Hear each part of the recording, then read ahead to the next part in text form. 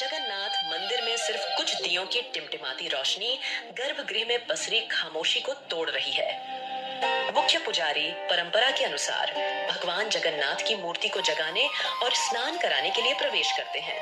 दिए की रोशनी में भगवान का मुस्कुराता चेहरा चमकता है। राजेंद्र जी की आंखें रोज की तरह श्रद्धा से झुक जाती हैं, लेकिन आज कुछ अलग है। उनकी नजर भगवान के होठों के कोने पर अटक जाती है। वहाँ कुछ पीला सा लगा है, दाल और चावल का एक दाना। ये क्या है? वे करीब जाकर देखते हैं। यह खिचड़ी का दाना है। भगवान के गालों पर भी हल्के पीले दाग हैं, जैसे किसी बच्चे ने जल्दबाजी में खाकर हाथ पोंछ लिए हों। राजेंद्र जी का दिल बैठ जाता है। मंदिर में खिचड़ी का भोग तो शाम को लगता है, सुबह तो बिल्कुल नहीं। और गर्भगृह में उनके अलावा किसी को आने की इजाजत नहीं। यह अपवित्रता है या कोई चमत्कार? भक्ति जब सारे नियम तोड़ देती है, तो भगवान भी अपने नियम तोड़ देते हैं। ये कहानी किसी भक्त की नहीं, बल्कि उस माँ की है, जिसके लिए भगवान ने अपना सिंहासन छोड़ दिया। जरा सोचिए, भगवान के होठों तक खिचड़ी कैसे पहुंची? कौन था वो जो जगन्नाथ के द्वारों के पार पहुंच गया? वीडियो के अंत में एक सवाल पूछा जाएगा, जिसका जवाब आपको कमेंट में देना है, इसलिए हर दृश्य को ध्यान से देखिएगा। राजा गजपति, एक न्यायप्रिय और धर्मनिष्ठ शासक, अपने मंत्रियों के साथ राज्य के मामलों पर चर्चा कर रहे हैं।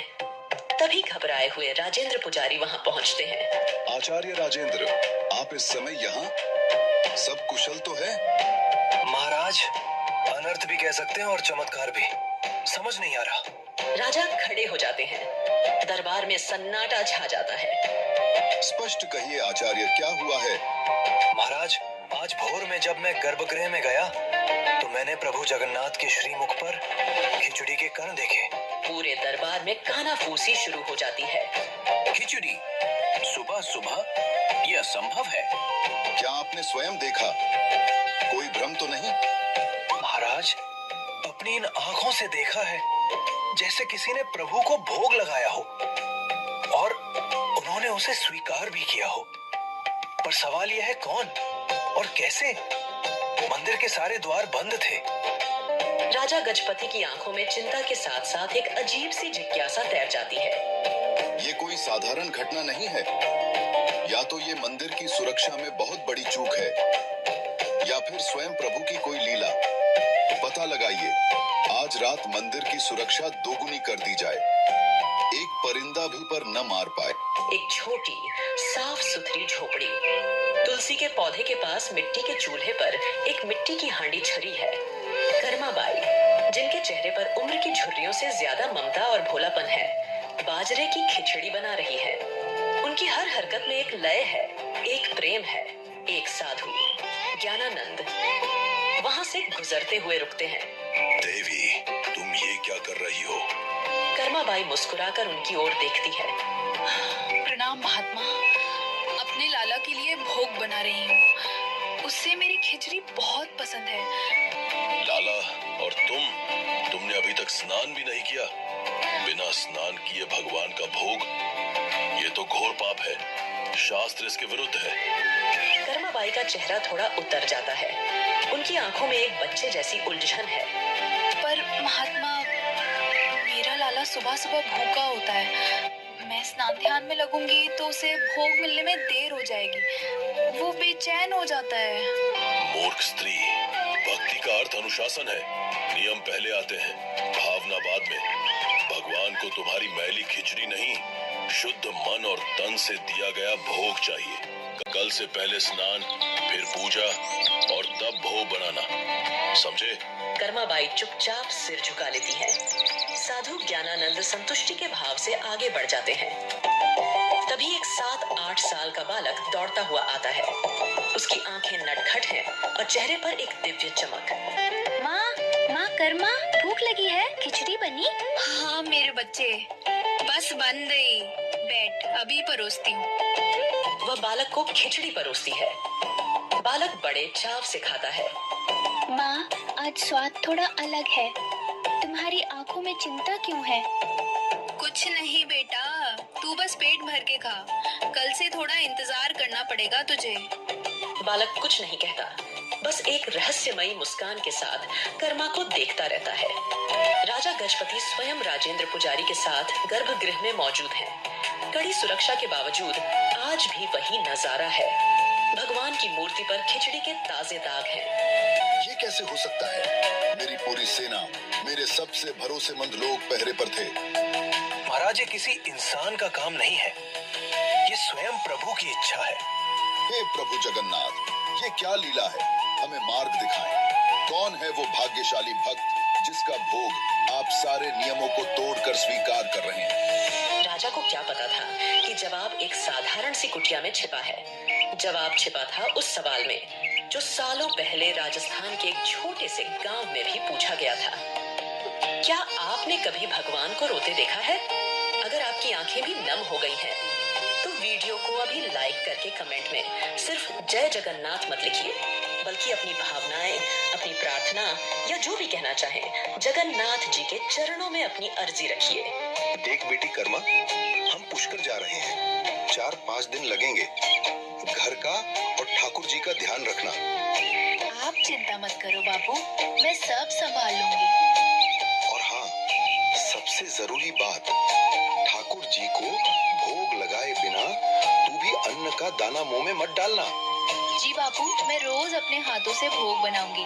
माता पिता चले जाते हैं। कर्मा अगले दिन सुबह उठकर बाजरे की खिचड़ी बनाती है। एक कांसे की थाली में खिचड़ी, ऊपर से ढेर सारा घी और गुड़ डालकर वह उसे भगवान कृष्ण की छोटी सी मूर्ति के सामने रखती है। प्रभु, भोग तैयार है। मैं जरा गाय को चारा डालकर आती हूँ, आप खा लेना। भूख लगी होगी आपको।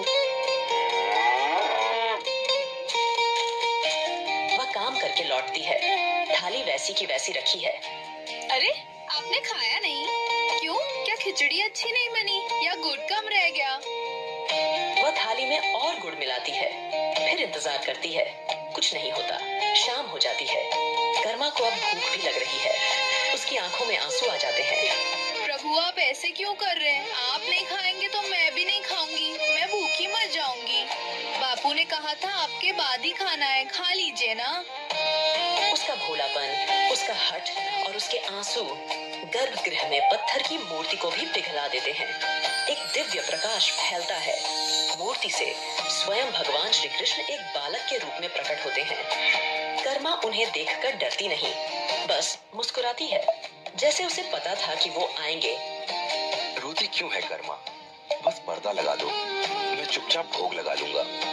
अरे, इतनी सी बात थी, पहले कह देते ना प्रभु। ना आप भूखे रहते, ना मैं उपवास करती। कर्मा अपनी ओढ़नी से पर्दा करके उन्हें अपने हाथ से खिचड़ी खिलाती है। भगवान पूरी थाली साफ कर देते हैं। राजा गजपति गहरी नींद में है। उन्हें एक स्वप्न आता है।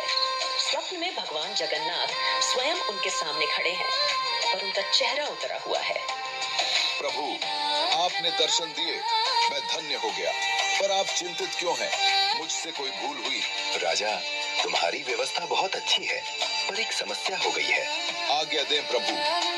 पुरी में मेरी एक माँ रहती है, कर्मा। वो रोज सुबह मुझे बड़े प्यार से खिचड़ी खिलाती है। मुझे उसके हाथ की खिचड़ी खाए बिना चैन नहीं मिलता। राजा हैरान है। पर किसी ज्ञानी ने उसे पूजा पाठ के चक्कर में उलझा दिया है। अब वो स्नान ध्यान करके भोग बनाती है। भूख के मारे मेरा बुरा हाल हो जाता है। जब तक भोग आता है तो मुझे जल्दी जल्दी खाकर हाथ मुंह पोंछकर यहाँ आना पड़ता है। इसीलिए मेरे मुख पर दाग रह जाते हैं। राजा गजपति की नींद टूट जाती है। वे पसीने से भीगे हुए हैं। उनके चेहरे पर आश्चर्य और भक्ति का मिला जुला भाव है। कर्मा, माँ कर्मा। राजा के सैनिक और मंत्री पूरे पुरी में कर्मा नाम की महिला को ढूंढ रहे हैं। वे कर्मा बाई की कुटिया तक पहुंचते हैं। राजा और राजेंद्र पुजारी भी वहां आते हैं। वे देखते हैं कि कर्मा बाई स्नान करके गीले बालों में जल्दी जल्दी भोग बना रही हैं। वही नटखट बालक बाहर बैठा इंतजार कर रहा है। माँ, जल्दी करो ना, बहुत जोर की भूख लगी है। राजा और राजेंद्र जी एक दूसरे को देखते हैं। वे समझ जाते हैं ये साधारण बालक नहीं है। तभी साधु ज्ञानानंद भी वहां आ जाते हैं। अज्ञानी स्त्री की कुटिया में। महात्मा, जिसे आप अज्ञानी कह रहे हैं, वो स्वयं भगवान जगन्नाथ की माँ है। आपके थोपे हुए नियमों के कारण भगवान को भूखा रहना पड़ रहा है। ज्ञानानंद का चेहरा शर्म से झुक जाता है। उसे अपनी भूल का एहसास होता है। वह दौड़कर कर्माबाई के पैरों में गिर पड़ता है। मुझे क्षमा कर दो माँ। मैं शास्त्रों का ज्ञान तो पा गया, पर प्रेम का मर्म न समझ सका। आपकी भक्ति ही सच्चा शास्त्र है। आप जैसे पहले करती थी, वैसे ही अपने लाला को भोग लगाए। कर्माबाई उसे उठाती है। उनकी आंखों में कोई गुस्सा नहीं, सिर्फ ममता है। महात्मा, आप सही थे, पर मेरा लाला वो बच्चा है। वो नियम नहीं, सिर्फ माँ का प्यार समझता है। राजा गजपति और राजेंद्र पुजारी हाथ जोड़कर यह सब देख रहे हैं। उनकी आंखें नम हैं। कर्मा के माता पिता तीर्थ से लौटते हैं। माँ देखती है कि गुड़ का मटका लगभग खाली है। कर्मा, इतना सारा गुड़ कहाँ गया? माँ, ठाकुर जी रोज खिचड़ी खाते हैं ना, तो उन्हें गुड़ ज्यादा पसंद है। मैं रोज डाल देती थी। पिता जीवन राम को विश्वास नहीं होता। उन्हें लगता है बेटी झूठ बोल रही है। हमसे झूठ बोलती है?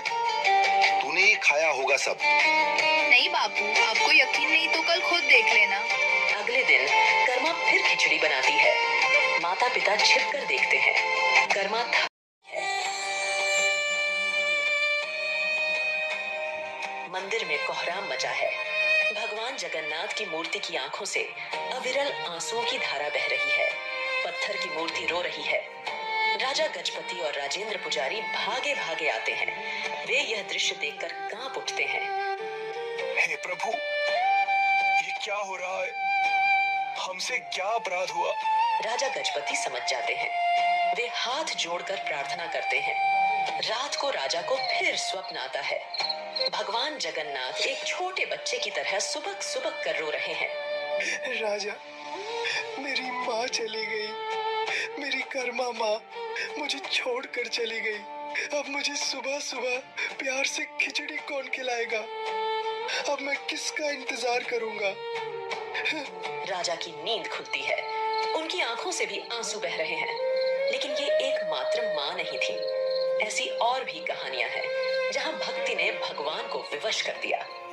राजा गजपति ने सभी पुजारियों और पूरे राज्य के लोगों को इकट्ठा किया है।